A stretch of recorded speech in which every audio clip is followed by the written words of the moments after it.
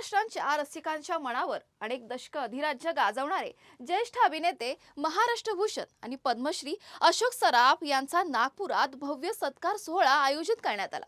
त्यांच्या 80व्या वर्षात पदार्पणानिमित्त मुख्यमंत्री देवेंद्र फडणवीस यांच्या हस्ते त्यांचा गौरव करण्यात आला। यावेळी अशोक सराफ यांना सन्मान चिन्ह प्रदान करण्यात आलं।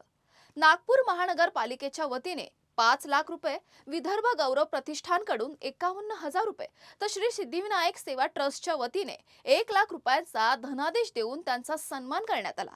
यावेळी मुख्यमंत्री देवेंद्र फडणवीस यांनी अशोक सराफ यांच्या अभिनय कारकिर्दीचे कौतुक केले। सहज सुंदर अभिनयातून त्यांनी प्रेक्षकांना मराठी सिनेमाशी जोडलं आणि मराठी चित्रपटसृष्टीला वेगळी उंची व लोकप्रियता मिळवून दिली, असं मुख्यमंत्री म्हणाले।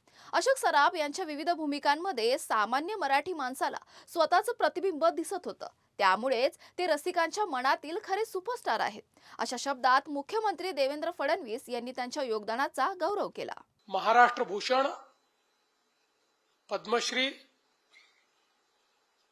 आणि कित्येक विविध पुरस्कारांनी ज्यांना सन्मानित करण्यात आलेलं आहे असे अशोक मामा यांचा नागरी सत्कार करण्याची संधी आपल्याला मिळाली आणि आज त्यानिमित्ताने त्यांचा सहस्त्रचंद्र दर्शन सोहळा देखील ऍडव्हान्स मध्ये या ठिकाणी आपण पार पाडला। त्याबद्दल मी संदीपजींचे, गिरीश भाऊंचे आणि अर्थातच नागपूर महानगरपालिकेचे मनापासून आभार मानतो। आपल्या सर्वांना ज्यांनी मराठी सिनेमाची गोडी लावली असे अशोक मामा।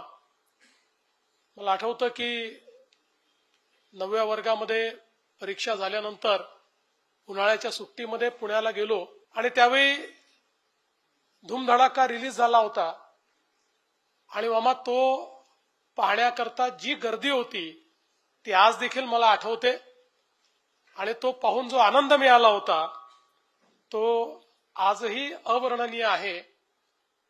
मी तर असं म्हणेन की आजचा सत्कार हा केवळ मामांचा व्यक्ती म्हणून सत्कार नाहीये।